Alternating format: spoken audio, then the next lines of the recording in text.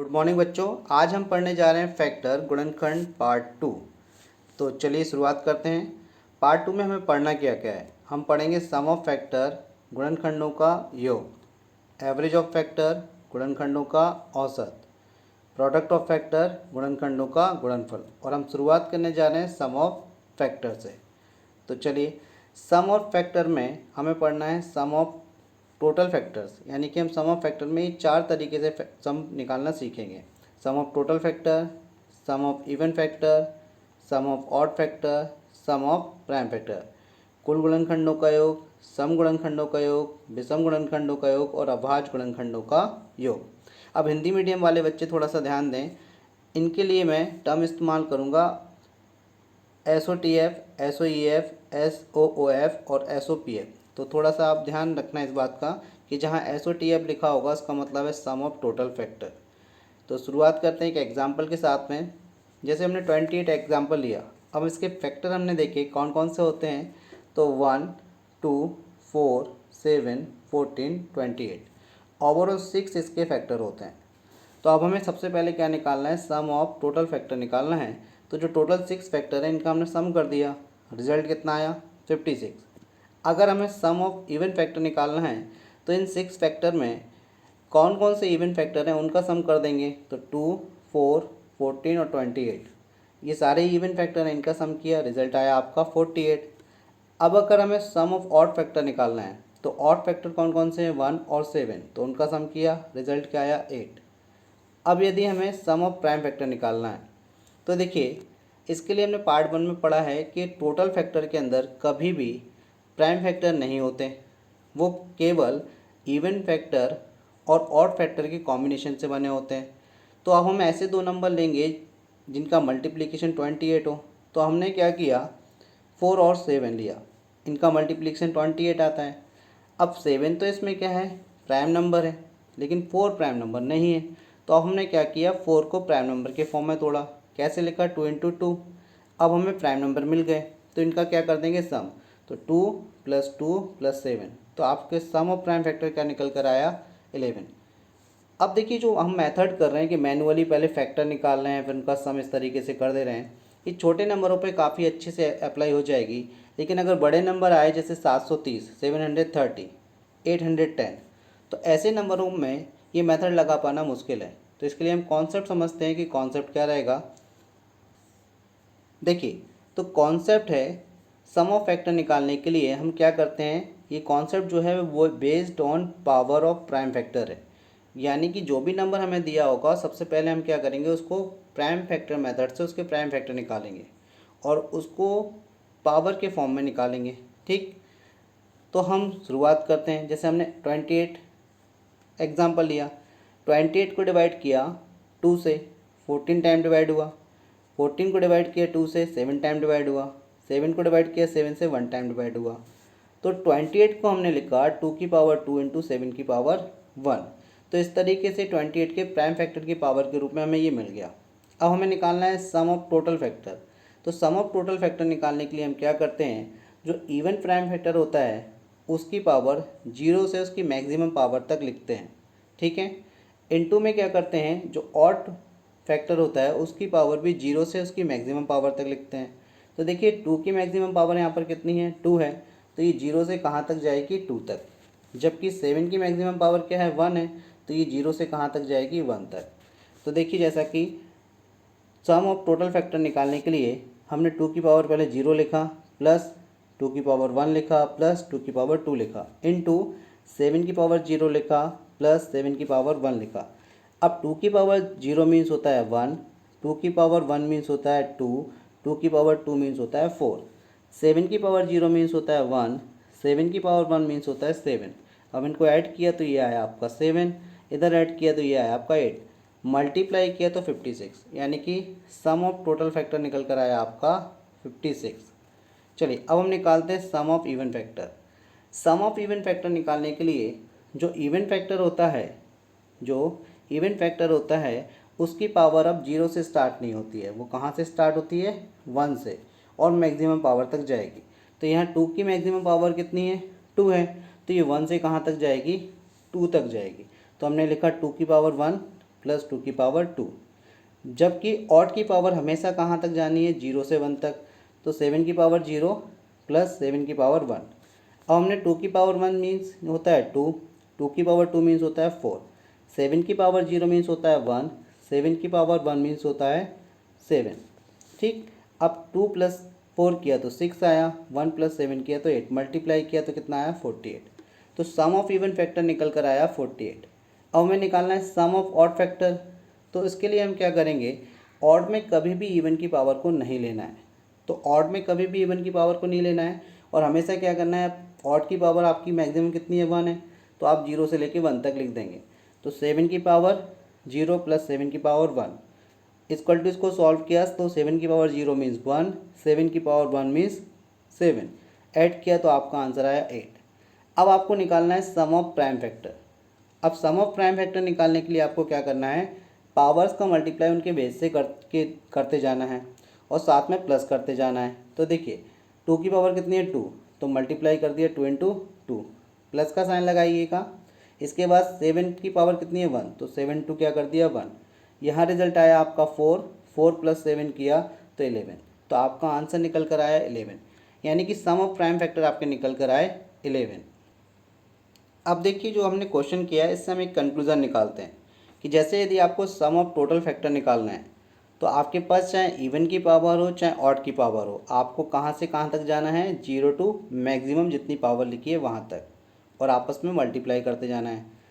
Some of even factor निकालना है तो अब आपको क्या करना है, इवन की पावर को 1 से स्टार्ट करना है और ऑड की पावर में हमेशा कहाँ से जाना है, आपको 0 टू मैक्सिमम तक जाना है।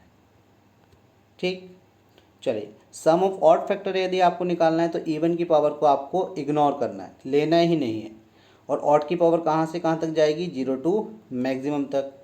लेकिन यदि आपको सम ऑफ प्राइम फैक्टर निकालना है तो आपको क्या करना है, पावर का मल्टीप्लाई बेस से करना है, प्लस पावर का मल्टीप्लाई बेस से, प्लस पावर का मल्टीप्लाई बेस से, इस तरीके से आपको करते जाना है।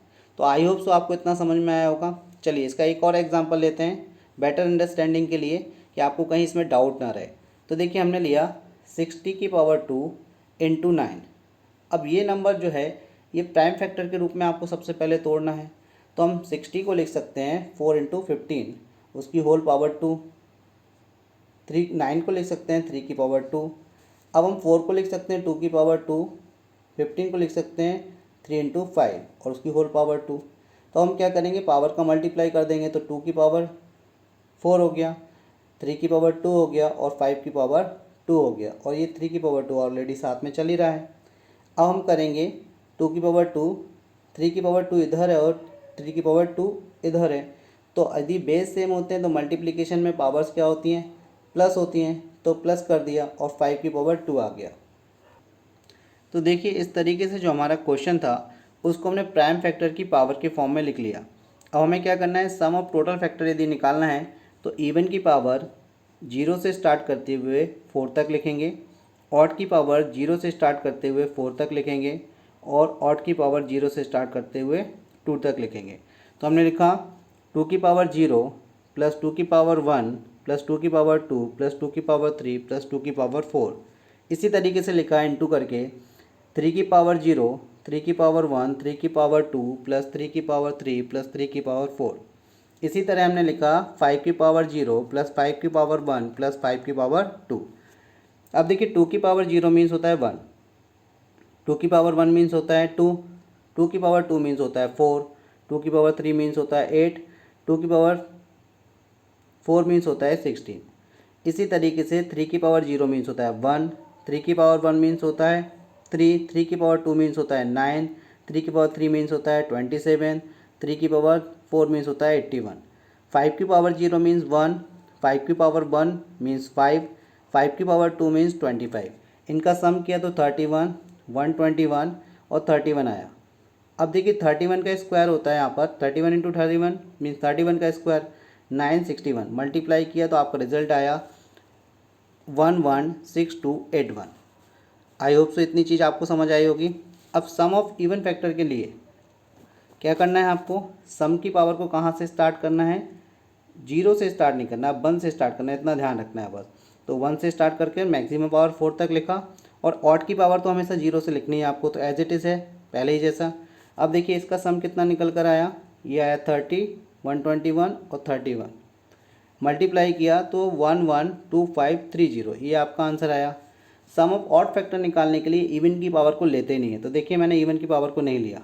और ऑड की पावर आपको 0 से मैक्सिमम तक जानी है, तो 0 से मैक्सिमम तक हमने लिख दिया, तो आपका आंसर आया 3751। आई होप सो आपको ये क्लियर हुआ होगा। चलिए अब नेक्स्ट देखते हैं sum of prime factor. Sum of prime factor निकालने के लिए आप थोड़ा सा देखिए, वहाँ 2 की पावर 4 थी, तो हमने क्या बोला कि बेस का मल्टीप्लाई पावर से करना है, कर दिया।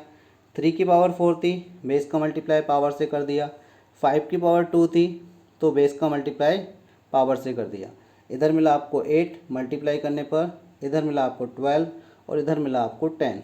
सम किया कितना आया 30, तो सम ऑफ प्राइम फैक्टर निकल कर आया आपका 30। आई होप सो ये भी बात आपको समझ आई होगी। अब हम पढ़ेंगे एवरेज ऑफ फैक्टर्स, यानी कि गुणनखंडों का औसत। तो गुणनखंडों के औसत के लिए हमें एक फॉर्मूला याद रखना है जो कि आपकी स्क्रीन पर है, sum of factors upon number of factors. यानी कि एवरेज ऑफ फैक्टर जब भी आपको निकालना हो तो जो गुणनखंडों का योग है उसमें आपको भाग लगाना है गुणनखंडों की संख्या से। सम ऑफ फैक्टर्स अभी हम पढ़कर आए हैं, जबकि नंबर ऑफ फैक्टर हमने पार्ट 1 में सीख लिया है। तो चलिए एक और एग्जांपल से इसको समझते हैं। हमने एक एग्जांपल लिया, find average of factor of 372 या 372 के गुणनखंडों का औसत ज्ञात करें। तो सबसे पहले हमें क्या करना है, 372 के प्राइम फैक्टर करने हैं। तो 2 से डिवाइड किया, 186 टाइम डिवाइड हुआ। 186 को डिवाइड किया 2 से, 93 टाइम डिवाइड हुआ। 93 को डिवाइड किया 3 से, 31 टाइम डिवाइड हुआ। 31 को डिवाइड किया 31 से, 1 टाइम डिवाइड हुआ। तो 372 को प्राइम फैक्टर की पावर के फॉर्म में लिखा, तो 2 की पावर 2, 3 की पावर 1 और 31 की पावर 1 आ गया। अब हमें क्या निकालना है, सम ऑफ फैक्टर। तो सम ऑफ फैक्टर के लिए अभी जस्ट हम पढ़कर आए हैं कि जो भी आपको प्राइम फैक्टर दिए हैं उनकी पावर 0 से मैक्सिमम तक लिखनी है। तो 2 की पावर 0 प्लस 2 की पावर 1 प्लस 2 की पावर 2 लिख दिया। 3 की पावर 0 प्लस 3 की पावर 1, 31 की पावर 0, 31 की पावर 1 कर दिया। अब देखिए 2 की पावर 0 1 होता है, 2 की पावर 1 2 होता है, 2 की पावर 2 4 होता है। 3 की पावर 0 1 होता है, 3 की पावर 1 3 होता है। 31 की पावर 0 1 होता है और 31 की पावर 1 31 होता है। इनका सम किया तो 7 4 और 32 मिला। अब देखिए आप यहाँ पर मल्टीप्लाई मत करना, अगर आप मल्टीप्लाई करके फिर डिवाइड करेंगे तो आपका समय ख़राब होगा एग्ज़ाम में, तो इतना ही छोड़ देना, क्योंकि हमें एवरेज निकालना है। तो एवरेज के लिए sum of factor divided by number of factor करना है, तो वो काटना ही है बाद में। तो चलिए अब नंबर ऑफ फैक्टर कैसे निकालते हैं, तो ये पार्ट 1 में हमने पढ़ रखा है। पावर्स में 1 1 प्लस करके मल्टीप्लाई कर देते हैं। तो 2 की पावर 2 थी, उसमें 1 प्लस कर दिया। 3 की पावर 1 थी, उसमें 1 प्लस कर दिया। 31 की पावर 1 थी, उसमें प्लस 1 कर दिया, मल्टीप्लाई किया तो ये आया आपका 3 इंटू 2 इंटू 2। अब हमें निकालना है एवरेज ऑफ फैक्टर, तो हम क्या लिखेंगे, sum of factor upon number of factor. तो सम ऑफ फैक्टर निकल कर आया हमारा 7 इंटू 4 इंटू 32 और नंबर ऑफ फैक्टर निकल कर आया हमारा 3 इंटू 2 इंटू 2। डिवाइड करेंगे जब आप इसको तो ये आपको रिजल्ट देगा 74, यानी कि 74.66666। ठीक है, तो आप इसको लिख सकते हो 74.66, तो आपका आंसर आ गया। आई होप सो आपको क्लियर हुआ होगा।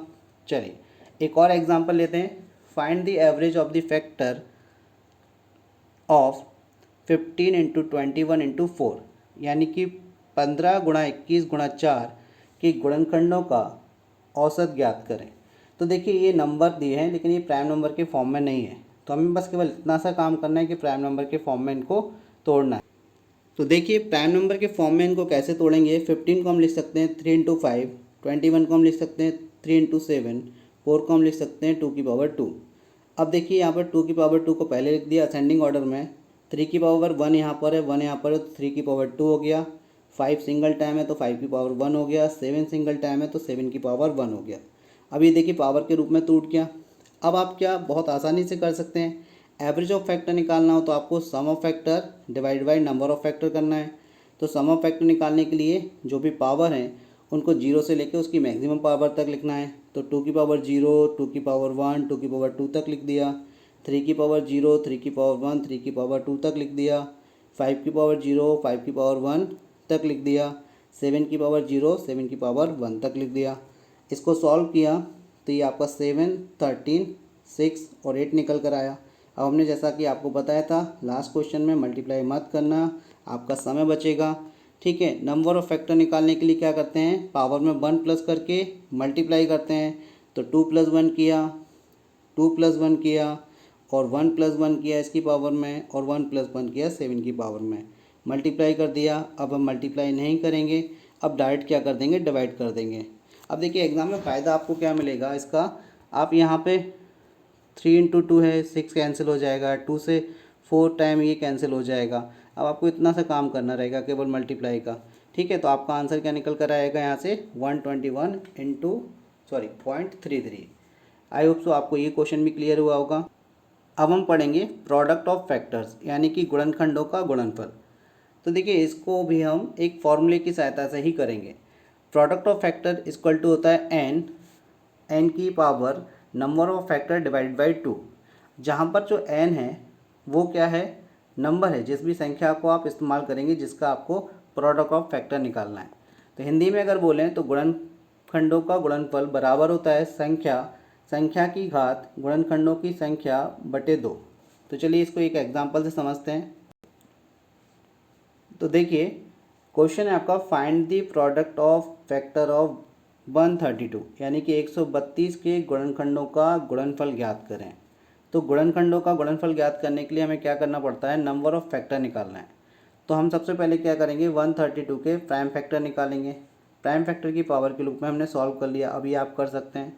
ठीक है, इसके बाद हमने क्या किया, नंबर ऑफ फैक्टर निकालने के लिए क्या करते हैं, पावर में 1 1 प्लस करके मल्टीप्लाई कर देते हैं। तो 2 में +1 किया, 1 में +1 किया, 1 में +1 किया, तो ये आपका ओवरऑल निकल कर आया 6। तो हमारे पास गुणनखंडों की संख्या निकल कर आ गई। अब प्रोडक्ट ऑफ फैक्टर होता है आपका n यानी कि नंबर, उसकी power number of factor divided by 2। तो नंबर हमारा था 132 जिसके हमें प्रोडक्ट ऑफ फैक्टर निकालने थे। ठीक है, उसकी power product number of factor क्या निकल कर आया 12। तो 12 डिवाइड बाई 2 यानी कि 132 की पावर कितना आया 6। यही हमारा आंसर है। आई होप सो आपको वीडियो अच्छा लगा होगा, आपको काफ़ी हद तक क्वेश्चन समझ में आए होंगे। अगर मेरे प्रयास में कोई कमी है या आपको ऐसा लगता है कि इससे लेवल के और अच्छे क्वेश्चन आपको चाहिए तो आप कमेंट्स में मेंशन कर सकते हैं, वो क्वेश्चन भी आपको प्रोवाइड कर दिए जाएंगे। और यदि आपको किसी क्वेश्चन में डाउट आता है तो आप वो भी मेंशन कर सकते हैं, आपको डाउट को पूरी तरह से सॉल्व किया जाएगा। यदि आपको वीडियो अच्छा लगा है तो कृपया उसको लाइक करें, शेयर करें एंड सब्सक्राइब करें। Thank you.